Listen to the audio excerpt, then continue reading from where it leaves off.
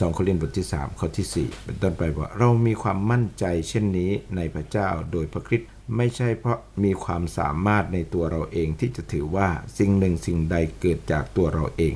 แต่ความสามารถนั้นมาจากพระเจ้าผู้ประทานให้เราสามารถเป็นผู้ปรนนิบัติแห่งพันธสัญญาใหม่ที่ไม่ใช่เป็นไปตามตัวอักษรที่เขียนไว้แต่เป็นไปตามพระวิญญาณด้วยว่าตัวอักษรที่เขียนไว้นั้นทำให้ตายแต่พระวิญญาณประทานชีวิตแต่ถ้าการปรนนิบัติที่ทำให้ตายคือตามตัวอักษรที่จารึกไว้บนแผ่นศิลานั้นยังมาด้วยรัศมีแม้จะเป็นรัศมีที่จางหายไปที่ทำให้พวกอิสราเอลไม่อาจเพ่งดูหน้าของโมเสสเพราะรัศมีบนใบหน้าของท่านการปรนนิบัติตามพระวิญญาณก็จะมีรัศมียิ่งกว่านั้นอีกมิใช่หรือเพราะว่าถ้าการปรนนิบัติที่เกี่ยวกับการลงโทษยังมีรัศมีการปรนนิบัติที่เกี่ยวกับความชอบธรรมจะยิ่งมีรัศมีมากกว่านั้นหลายเท่าอันที่จริงรัศมีที่เคยมีนั้นก็อับแสงไปแล้วในกรณีนี้เป็นเพราะมีรัศมีที่ยิ่งใหญ่กว่าเพราะว่าถ้าสิ่งที่จางหายไปยังมาด้วยรัศมีสิ่งที่ยั่งยืนก็จะยิ่งมาด้วยรัศมีมากกว่านั้นหลายเท่านักเมื่อมีความหวังเช่นนั้นแล้วจึงพูดด้วยความกล้าอย่างยิ่งและเราไม่เหมือนโมเสสที่เอาผ้าคลุมไว้บนใบหน้าเพื่อไม่ให้ชนอิสราเอลเพ่งดูการสิ้นสุดของรัศมีที่ค่อยๆจางหายไปนั้นแต่ความคิดของพวกเขามืดมัวไปเพราะว่าตลอดมาจนถึงทุกวันนี้เมื่อเขาทั้งหลายอ่านพันธสัญญาเดิมผ้าคลุมนั้นยังคงอยู่ไม่ได้ถูกเปิดออกเพราะผ้าคลุมนั้นจะถูกเปิดออกโดยพระคริสต์แต่ว่าจนถึงทุกวันนี้เมื่อใดที่อ่านคำของโมเสสผ้าคลุมนั้นยังปิดบังใจของเขาไว้แต่ถ้าใครหันมาหาองค์พระผู้เป็นเจ้าผ้าคลุมนั้นก็จะถูกเปิดออกองค์พระผู้เป็นเจ้าทรงเป็นพระวิญญาณและพระวิญญาณขององค์พระผู้เป็นเจ้าทรงอยู่ที่ไหนเสรีภาพก็มีอยู่ที่นั่นแต่เราทุกคนไม่มีผ้าคลุมหน้าแล้วและมองดูพระรัศมีขององค์พระผู้เป็นเจ้าแล้วเราก็ได้รับการเปลี่ยนแปลงให้เป็นเหมือนพระฉายาของพระองค์โดยมีศักดิ์ศรีเป็นลำดับขึ้นไปเหมือนอย่างศักดิ์ศรีที่มาจากองค์พระผู้เป็นเจ้าผู้ทรงเป็นพระวิญญาณนี่ที่เป็นถ้าเราจะมองในมุมมองของพระเจ้าก็คือนี่คือตัวตนของพระองค์นี่คือสิ่งที่พระองค์เป็นถ้าในมุมมองของมนุษย์ที่เป็นคนที่หลงหายเป็นคนที่ไม่รู้จักกับพระเจ้าเป็นคนที่พยายามแสวงหาโดยจากฐานันดรที่เราเป็นทาสที่เราถูกมารซาตานปิดกั้นขัดขวางควบคุมปิดหูปิดตาปิดใจทำให้ความจริงที่อยู่ข้างในกลายเป็นสิ่งที่ผลักดันให้เราแสวงหาแต่ไม่พบจนกว่าเราทั้งหลายจะได้พบกับของจริงได้พบกับตัวจริงคือพระเจ้าที่สำแดงพระองค์เพราะฉะนั้นในเรื่องของความจริงในเรื่องฝ่ายวิญญาณมันคือตัวตนของเราเหมือนเวลาที่เราคิดอะไรไม่ออกพอเราคิดได้เราก็เวลาที่เราหลงทางหาทางออกหาทางแก้ไขตอนที่เราหาทางมันก็มืดมนมันก็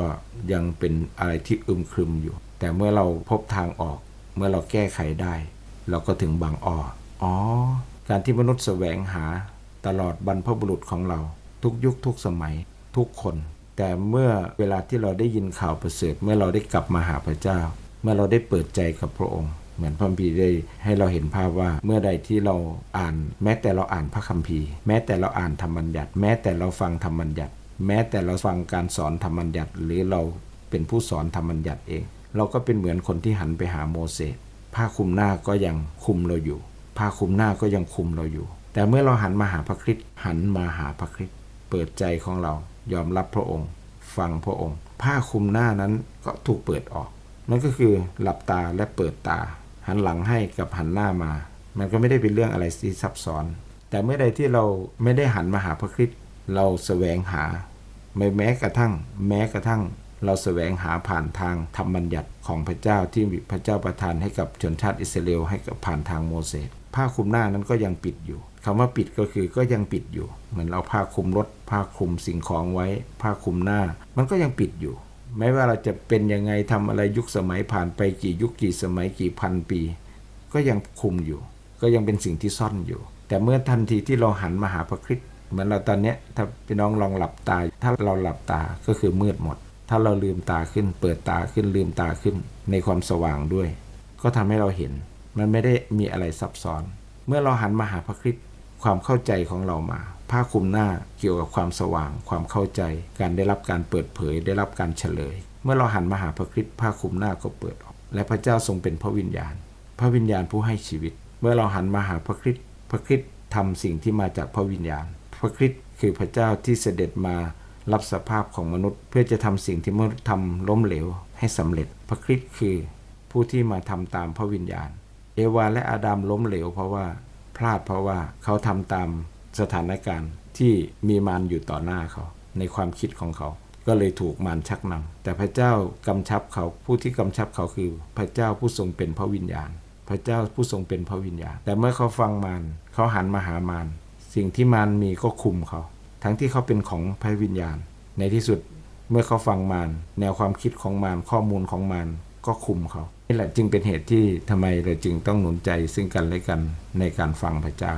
เพราะว่าพระเจ้าทรงเป็นพระวิญญาณและเป็นพระวิญญาณแห่งชีวิตแห่งความสมบูรณ์แห่งความถูกต้องแห่งความดีแห่งความสว่างของชีวิตทั้งหมดแล้วก็ยังมีสิ่งที่เป็นวิญญาณอีกอื่นๆวิญญาณของมนุษย์ที่เราได้รับจากพระเจ้าแต่เราไปใช้ในทางที่ไม่ได้ทำร่วมกับพระเจ้าเรามาคิดเองเองความคิดของเราก็เป็นวิญญาณแล้วก็ยังมีวิญญาณของโลกที่พระเจ้าสร้างโลกให้อยู่ภายใต้การควบคุมของมิติฝ่ายวิญญาณแต่เมื่อโลกถูกมารซาตานยึดไป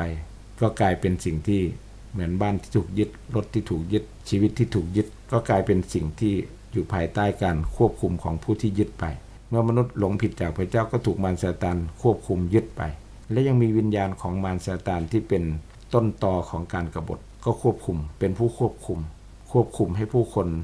ปฏิเสธพระเจ้าควบคุมให้ผู้คนที่ทำตามความคิดเห็นของมันทำตามอำนาจของมันเชื่อฟังมันด้วยเหตุนี้เราจึงอยู่ในภายใต้โลกของฝ่ายวิญญาณเมื่อพระเจ้าผู้ทรงเป็นพระวิญญาณทรงสร้างทุกสิ่งเกิดขึ้นจากพระเจ้าผู้ทรงเป็นพระวิญญาณ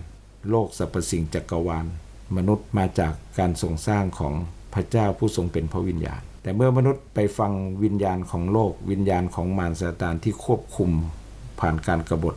ก็เลยทำให้ผู้คนกลายเป็นคนที่อยู่ในเนื้อหนังอยู่ใต้วิญญาณแห่งความมืดเพราะฉะนั้นเมื่อพระเจ้าจะไถ่มนุษย์เพราะมนุษย์ล้มเหลวเพราะการไม่ฟังพระวิญญาณไปฟังมารเมื่อมนุษย์ล้มเหลวและต้องถูกพิพากษาและพินาศไปกับมารที่บึงไฟนรกนั้นเมื่อพระเจ้าผู้ทรงรักมนุษย์มาไถ่มนุษย์พระองค์จึงต้องเสด็จมาเป็นร่างกายของมนุษย์เพราะมนุษย์ไม่สามารถไถ่ด้วยเงินและทองชีวิตมนุษย์ที่จะพ้นจากบาปกรรมเวรไม่สามารถไถ่ด้วยวัวควายเครื่องบูชาสิ่งนั้นเป็นเพียงเงาแต่ตัวจริงคือเราต้องถูกไถ่พระเจ้าก็เลยต้องเสด็จมารับสภาพของมนุษย์เพื่อจะมาไถ่เราในปลายยุคเพราะฉะนั้นเมื่อพระเยซูเสด็จมาจึงเป็นปลายยุคแล้วพระองค์จึงเสด็จมาเป็นร่างกายและร่างกายที่จะสามารถทำตามพระประสงค์ของพระเจ้าได้ก็คืออยู่ภายใต้วิญญาณซึ่งเป็นวิญญาณของพระเจ้าเป็นวิญญาณแห่งการเคารพยำเกรงต่อพระเจ้าเห็นไหมบัญญัติ10ประการที่พระเจ้าให้กับมนุษย์เพื่อจะสามารถประพฤติต่อพระเจ้าให้ถูกต้องได้ส่วนแรกของอันดับแรกของธรรมบัญญัติก็คืออย่ามีพระเจ้าอื่นใดเคารพยำเกรงนมัสการพระองค์เท่านั้นแล้วก็เมื่อพระเยซูสอนเราเนี่ยการอธิษฐานในมัทธิวบทที่6สิ่งแรกที่พระองค์สอนก็คือขอให้พระนามของพระองค์เป็นที่เคารพความเคารพต่อพระเจ้าผู้ที่ให้ชีวิตผู้ที่จะให้ชีวิตของเรารอดปลอดภัยและสมบูรณ์คือความเคารพเราจะเอาสิ่งอื่นมาแทนที่ไม่ได้สลับหัวสลับหางกลับไปกลับมาไม่ได้เพราะมันไม่เป็นระเบียบแล้วก็มันจะกลายเป็นอุปสรรคดังนั้นพระเจ้าจึงให้ความเคารพเป็นสิ่งที่เป็นปัญญาของพระเจ้าและเคารพต่อพระองค์เมื่อพระเยซูเสด็จมารับสภาพของมนุษย์พระองค์จึงดำเนินชีวิตโดยพระวิญญาณพระวิญญาณนำพระองค์จึงทำให้พระเยซูจากเขาเรียกว่ามาคนเดียวมาแบบตัวเปล่าก็ว่าได้แต่สามารถทำสิ่งที่พระประสงค์ของพระเจ้าที่มีต่อมนุษย์และโลกสำเร็จเพราะการเคารพยำเกรงและเชื่อฟังดังนั้นพระเยซูจึงเป็นพยานว่าเราจะทำสิ่งใดตามใจไม่ได้นอกจากสิ่งที่เราได้ยินจากพระบิดานั่นคือความเคารพยำเกรงนมัสการให้เกียรติมารซาตานเป็นผู้กบฏมันต้องการสิ่งนี้เมื่อมันมาเผชิญหน้ากับพระเยซูในถิ่นทุรกันดารในมัทธิวบทที่4จุดประสงค์ใหญ่ของมันก็คือต้องการให้พระเยซูพลาดเหมือนที่อาดัมเอวาพลาด เพราะสิ่งที่มนุษย์พลาดก็คือการไม่เคารพยำเกรงต่อพระเจ้ามีมือที่สองมือที่สามเข้ามาดังนั้นสิ่งที่พระเยซูมีที่มารซาตานกลัวอยู่ในใจของมันกลัวจนตัวสั่นก็คือกลัวพระเยซูเพราะว่าพระเยซูเชื่อฟังพระบิดาในฐานะที่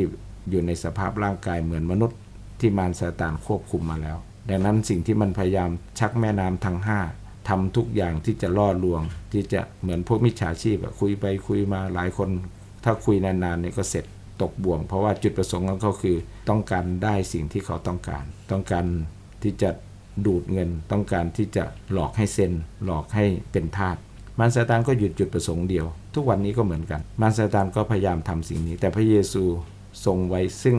พระปัญญาที่มั่นคงและปลอดภัยความปลอดภัยของพระองค์คือเชื่อฟังพระบิดานั่นคือสิ่งที่มารซาตานเพียงแต่กราบนมัสการในที่สุดคุยชักแม่น้ำทั้งห้าหลอกให้พระองค์เสกก้อนหินให้เป็นขนมปังพยายามที่จะทำปาฏิหาริย์ต่างๆกระโดดลงจากหลังคาตึกและทูตสวรรค์จะเอามือประคองชูท่านไว้พยายามหลอกล่อทุกวิถีทางจนในที่สุดมาถึงจุดที่เป็นเปิดโปงว่ามันต้องการอะไรในที่สุดมันต้องการให้พระเยซูกราบนมัสการมันฟังมันกราบนมัสการมันแต่พระเยซูก็ชัดเจนอยู่แล้วพระองค์สั่งเลย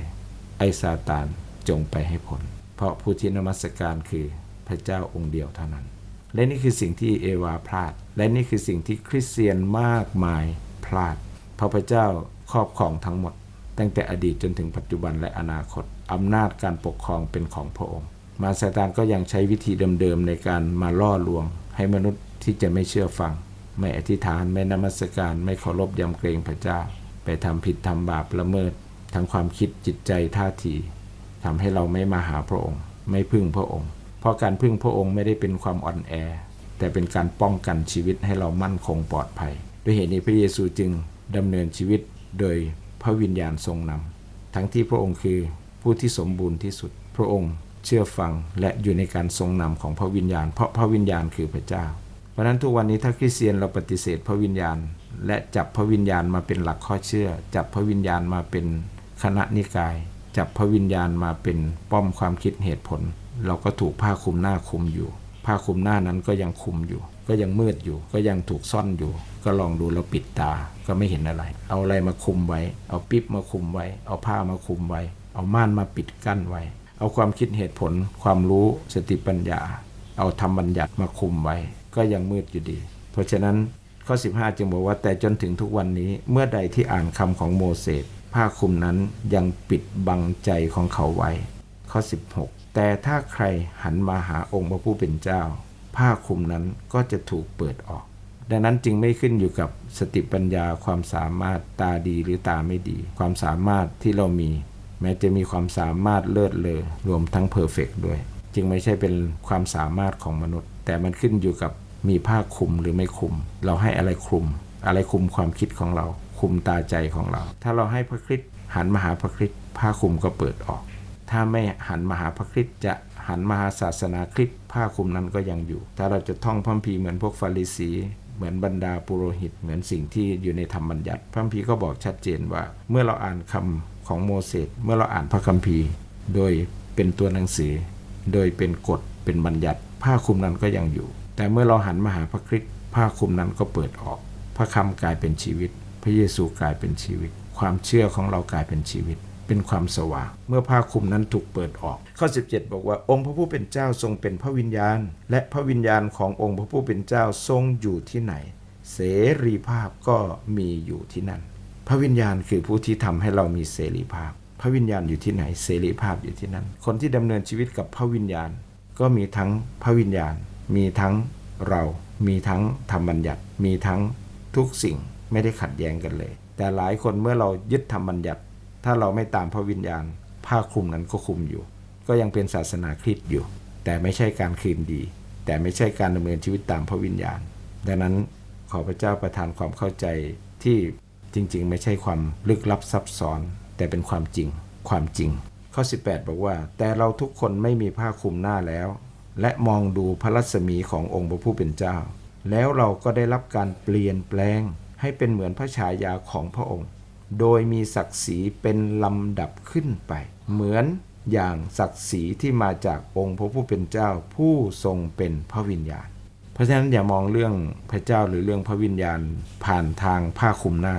ผ่านทางคณะนิกายผ่านทางความรู้ผ่านทางตัวหนังสือผ่านทางคำสอนต่างๆที่ไม่ได้ถูกหันมาหาพระคริสต์เขาเรียกว่าฟังแต่ด้านทฤษฎีฟังแต่ข้อกฎระเบียบแต่เมื่อเราหันมาหาพระคริสต์มันเป็นสิ่งที่เป็นพระวิญญาณเป็นผู้ให้ชีวิตเราก็เลยถึงบางอ้อเมื่อเราทั้งหลายดำเนินชีวิตหันมาหาพระคริสต์พระคริสต์ทำตามพระวิญญาณการมาหาพระคริสต์คือการดำเนินชีวิตเหมือนพระคริสต์โดยดำเนินชีวิตร่วมกับพระวิญญาณทำให้พระเยซูมาผู้เดียวมาตัวเปล่ากลายเป็นผู้ที่ทำสำเร็จทั้งหมดชนะมารทำตามพระประสงค์ของพระเจ้าทวงคืนทุกสิ่งกลายเป็นแหล่งแห่งความรอดทุกเขาในสวรรค์ที่แผ่นดินโลกจะคุกลงกราบพระองค์ทุกลิ้นในสวรรค์แผ่นดินโลกจะนมัสการพระองค์ทางแห่งความรอดปลอดภัยเมื่อเราดำเนินชีวิตกับพระคริสต์กับพระวิญญาณพระคริสต์กับพระวิญญาณแยกกันไม่ได้เพราะว่าพระวิญญาณคือพระเจ้า